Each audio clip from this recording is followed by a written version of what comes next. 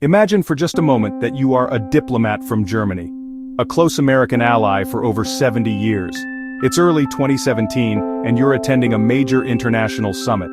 For decades, these meetings have followed a predictable script.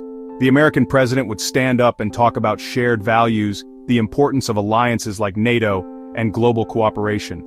Then, Donald Trump takes the stage. Instead of reassuring words about enduring partnerships, you hear something entirely different.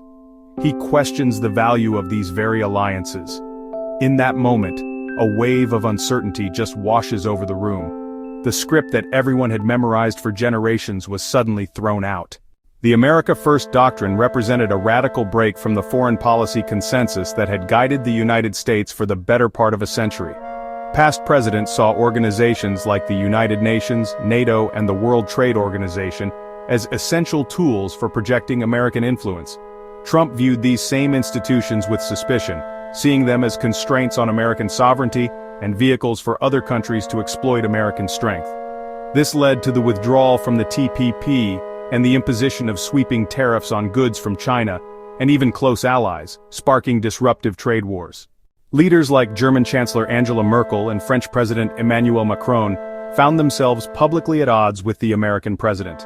Trump's questioning of NATO's Mutual Defense Clause sent shockwaves through the alliance. As Washington pulled back from its traditional leadership role, Beijing stepped forward, promoting its Belt and Road Initiative.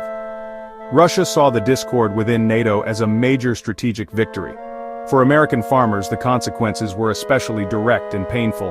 When China retaliated against U.S. tariffs, it targeted agricultural products, causing crop prices to plummet and devastating farming communities.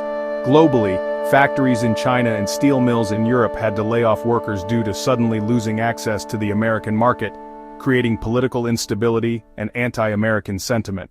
As the world moves forward from the Trump presidency, the most pressing question is whether the America First era was a temporary deviation or a permanent change in how Americans see their role.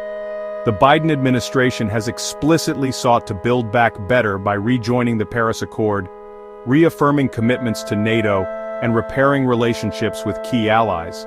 On the other hand, the political forces that propelled America First have not disappeared.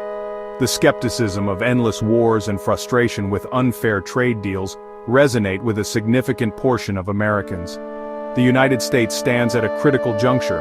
Will it reinvest in the international system it helped build, or continue down a more nationalist path?